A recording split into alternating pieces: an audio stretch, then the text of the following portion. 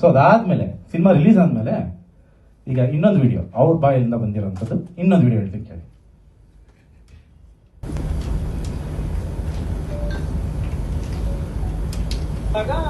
ನಾವಿಬ್ರು ಕುತ್ಕೊಂಡು ನೋಡಿದಾಗ ನಮ್ಗೆ ಅದ್ರ ಸೆಕೆಂಡ್ ದ್ವಿತೀಯ ಹಾಫ್ ಏನಿದೆ ಕಂಪ್ಲೀಟ್ಲಿ ನಮ್ಮ ಕಥಾಂಗದ ಮೇಲೆ ಆ ಸಿನಿಮಾ ನಿಂತಿದೆ ಅನ್ನೋದು ನಮ್ಗೆ ಕನ್ಫರ್ಮ್ ಆಯ್ತು. ಕೋರ್ಟ್ ರೂಮ್ ಡ್ರಾಮಾ ಇರ್ಬೋದು, ಇಂಟ್ರೋಲ್ ಬ್ಲಾಕ್ ಇರ್ಬೋದು, ಆ ಔಟ್ಲೈನ್, ಯಾಕಂದ್ರೆ ಅವ್ರ ಬ್ಯಾಕ್ ಡ್ರಾಪ್ ಬೇರೆ ಇದೆ, ಅವ್ರಿಗೆ ಕಟ್ಟಿಕೊಟ್ಟ ಪರಿಸರ ಬೇರೆ ಇದೆ, ನಮ್ಮ ಕತೆ ಪರಿಸರ ಇದೆ, ಡೈಲಾಗ್ ಎಲ್ಲ ಬೇರೆ ಇದೆ. ಆದ್ರೆ ಮೇನ್ ವಿಚಾರ ಇದೆಯಲ್ಲ, ಒಂದು ಮಗುವಿನ ಮೇಲೆ ಒರಿಜಿನಲ್ ಅಪ್ಪ ಅಮ್ಮ ಬಂದು ಕೇಸ್ ಹಾಕೋದು, ಆಮೇಲೆ ಅದ್ರ ಮೇಲೆ ಅದೇನ್ ನಡೆಯುತ್ತೆ ಸೆಕೆಂಡ್ ಹಾಫ್ ಡ್ರಾಮಾ ಇದೆಲ್ಲ ಕ್ಲೈಮ್ಯಾಕ್ಸ್ ಎಲ್ಲ, ಸೊ ನಮ್ಮ ಕತೆಗೆ ತುಂಬಾ ಹತ್ತಿರವಾಗಿದೆ ಅಂತ ನನ್ಗನ್ಸುತ್ತೆ.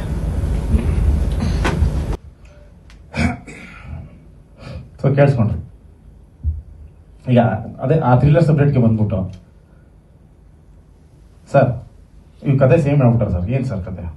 ಅದೇ ಸರ್ ನೀವು ಥ್ರಿಲ್ಲರ್ ಮಾಡ್ಬಿಟ್ಟಿದ್ದೀರಾ, ಇದು ಕ್ರೈಮ್ ಯಾವುದೋ ಸೈಕೋ ಥ್ರಿಲ್ಲರ್ ಹೌದಾ?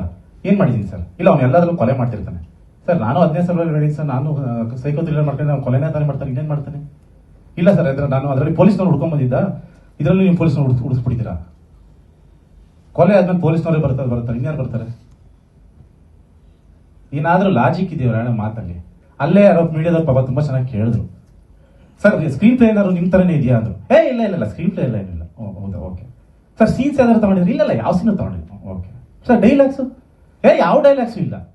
ಮತ್ತೆ ಏನಯ್ಯ ನಿಂದು, ಏನಕ್ಕಯ್ಯ ಬಂದಿದೀಯಾ?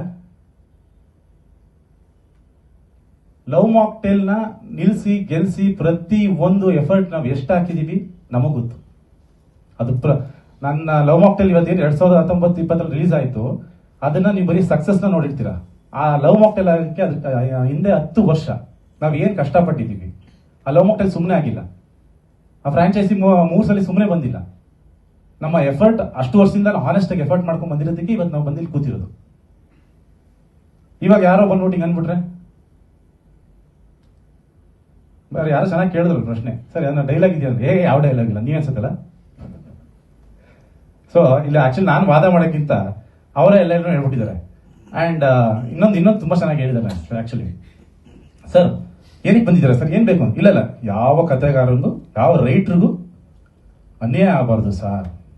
ಇದೊಂದು ಮಾತ್ರ ನೀವು ತುಂಬಾ ಕರೆಕ್ಟಾಗಿ ಹೇಳಿದ್ದಾರೆ, ಯಾವ ನಿಜವಾದ ರೈಟರ್ಗಳಿಗೆ ಅನ್ಯಾಯ ಆಗಬಾರ್ದು. ಡಾರ್ಲಿಂಗ್ ಕೃಷ್ಣ ಬರೀ ಡೈರೆಕ್ಟರ್ ಅಂತ ಅನ್ಕೊಂಡವ್ರು ಅವರು, ಪುಣ್ಯಾತ್ಮರು. Darling Krishna is a writer director. ನಾನು ಡೈರೆಕ್ಟ್ ಮಾಡೋಕ್ಕಿಂತ ಮುಂಚೆ I am a writer. First ನನ್ನ ಕತೆ ಬರೆದಿದ್ದೀನಿ, 4 ವರ್ಷ ಈ ಕತೆನ ನಾವು ಬರೆದಿದ್ದೀವಿ, ಬರೆದ ಮೇಲೆ ಡೈರೆಕ್ಟರ್ ಆಗಿರೋದು. ಸೊ ಅನ್ಯಾಯ ಆಗ್ಬಾರ್ದು ಯಾರಿಗೆ? ನಿಜವಾದ ರೈಟರ್ಗಳಿಗೆ. ಯಾವುದು ಸೋಷಿಯಲ್ ಮೀಡಿಯಾದಲ್ಲಿ ಸಿಗೋ ಕತೆ ಇಟ್ಕೊಂಡು, ಗೂಗಲ್ನಲ್ಲಿ ಸಿಗೋ ಕತೆನ ಇಟ್ಕೊಂಡು ಬಂದ್ಬಿಟ್ಟು ಇದು ನನ್ನ ಕತೆ ಅಂತ ಹೇಳ್ತಾವ್ರಲ್ಲ, ಇವ್ರಿಗೆ ಏನಾದ್ರೂ ತಲೆಯಲ್ಲಿ ಕಾಮನ್ ಸೆನ್ಸ್ ಅನ್ನೋದೇನಾದ್ರು ಇದೆಯಾ? ಒಬ್ಬರದ್ದು ನಮ್ಮ ಕತೆ ಅಂತ ಕ್ಲೈಮ್ ಮಾಡೋದಕ್ಕೆ ಒಂದು ನಾವು ಬರಿಬೇಕು, ಅದನ್ನ ಆ ಆಲೋಚನೆ ನಮ್ದಾಗಿರ್ಬೇಕು. ಗೂಗಲ್ ಅಲ್ಲಿ ಆ ಕತೆ ಎಷ್ಟು ಸೆನ್ಸೇಷನ್ ಕತೆ 2011 ನಡೆದಿರೋ ಲಕ್ನೋ ಕೇಸ್ ತಗೊಂಡ್ಬಂದ್ಬಿಟ್ಟು ನಾನ್ ಬರ್ದಿರೋದು ನಿಮಗೆ ನೀವು ತಗೊಂಡಿದ್ದೀರಾ? ಏನಾದ್ರು ಆಯ್ತಪ್ಪ, ಯಾವ್ದಾದ್ರು ಒಂದು ಸೀನ್ ಇದೆ ಹೇಳೋದು, ಯಾವ ಸೀನ್ ಇಲ್ವಂತೆ? ಏನೋ ಒಂದು ಡೈಲಾಗ್ ಇದೆ, ಯಾವ ಡೈಲಾಗ್ ಇಲ್ವಂತೆ? ಯಾವ ಡೈಲಾಗ್ ಇಲ್ಲ, ಯಾವ ಸೀನ್ ಇಲ್ಲ, ಈ ಸ್ಕ್ರೀನ್ ಪ್ಲೇ ಬೇರೆ, ಬ್ಯಾಕ್ ಡ್ರಾಪ್ ಬೇರೆ ಅಂದ್ಮೇಲೆ ಇನ್ನೇನು ಪ್ರಾಬ್ಲಮ್ ಏನಿದ್ದು? ಸಿಂಪಲ್ ಅಲ್ವಾ? ಒಂದು ಒಳ್ಳೆ ಸಿನಿಮಾ ಮಾಡು, ಹೆಸರು ಮಾಡ್ಬೋದಲ್ವಾ? ಗೊತ್ತು, ಈಗ ಅವ್ರ ಸಿನಿಮಾಗಳು ಬರ್ತಾ ಇದೆ, ಪಾಪ ಅವ್ರಿಗೂ ಪ್ರಮೋಷನ್ ಬೇಕು. ಅದಕ್ಕೆ ನಮ್ಮ ಸಿನಿಮಾ ಮುಖಾಂತರ ಪ್ರಮೋಷನ್ ಯಾಕೆ ತಗೋತೀರಾ?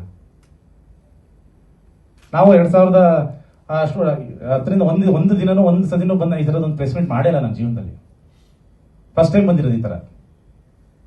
ನಮ್ಗಲ್ಲಿ ಅಷ್ಟು ದೊಡ್ಡ ಸಕ್ಸಸ್ ಆಗಿದೆ ಸಿನಿಮಾ, ಅದನ್ನ ಎಂಜಾಯ್ ಮಾಡೋಣ ಅಥವಾ ಇವ್ರುಗಳ ಕೇಳೋ ಆನ್ಸರ್ನ ಉತ್ತರ ಕೊಡೋಣ. ಮೊನ್ನೆ ಯಾರೋ ಒಂದು ಚೆನ್ನಾಗಿತ್ತು, ಸುನೇನಾ ಸುರೇಶ್ ಅವರು ಒಂದು ಅದ್ಭುತವಾಗಿ ಸಿನಿಮಾವನ್ನ ನೋಡ್ಬಿಟ್ಟು ಟೈಮ್ಸ್ ಅಲ್ಲಿ ಇದ್ರಲ್ಲ, ಇನ್ಸ್ಟಾಗ್ರಾಮ್ ಅಷ್ಟು ಚೆನ್ನಾಗಿ ಬರೆದಿದ್ದಾರೆ, ಸಿನಿಮಾ ಅಷ್ಟಿಷ್ಟ ಆಯ್ತು ಇಷ್ಟಿಷ್ಟ ಆಯ್ತು ಅಂತ. ಕೆಳಗಡೆ ಒಂದು 5 ಕಾಮೆಂಟ್ ಇದೆ, ಅದ್ರಲ್ಲಿ ಒಬ್ಬ ಕಾಮೆಂಟ್ ಆಗ್ತಾನೆ, ಸೆಕೆಂಡ್ ಹಾಫ್ ಕದ್ದವ್ರೆ ಅಂತ ಆಗ್ತಾನೆ. ಯಾರು ಸರ್ ಕದ್ದಿರೋದು? ಇದು ಒಬ್ಬ ಮೇಕರ್ಗೆ ಇದಕ್ಕಿಂತ ಒಂದು ಅವಮಾನ ಮಾಡೋದಿದೆಯಾ? ನಾನು ದೊಡ್ಡ ರೈಟ್ರು ಅಂತ ಏನೋ ಹೇಳ್ಕೊಂಡು ತಿರುಗಾಡ್ತಾವಲ್ಲ, ನಮಗೆ ಎಷ್ಟು ಮರ್ಯಾದೆ ಹೋಗಿದೆ ಹೇಳಿ. ನಾನು ಅದಕ್ಕೋಸ್ಕರ mister the legendary director Gurudesh Pande and the legendary writer the so called Raghavendra M Nayak, ಇವ್ರ ಮೇಲೆ ಲೀಗಲ್ ಆಗಿ ನಾನು ಆಕ್ಷನ್ ತಗೋತಾ ಇದ್ದೀನಿ. ಸೊ ಯಾವ ಕಾಂಪ್ರಮೈಸು ಮಾಡ್ಕೊಳ್ಳಲ್ಲ, ಏನೂ ಮಾಡಲ್ಲ. ಅದಕ್ಕೆ ನಾನು ನಿನ್ನೆ ಮೊನ್ನೆ ಎಲ್ಲ ಸುಮ್ಮನೆ ಇದ್ದಿದ್ದು, ಆ ಲೀಗಲಿನೇ ತಗೊಂಡು ಹೋಗ್ಬೇಕು. ಯಾಕಂದ್ರೆ ಇಂಥವ್ರಿಗೆಲ್ಲ ಉತ್ತರ ಹಂಗೆ ಕೊಡ್ಬೇಕು.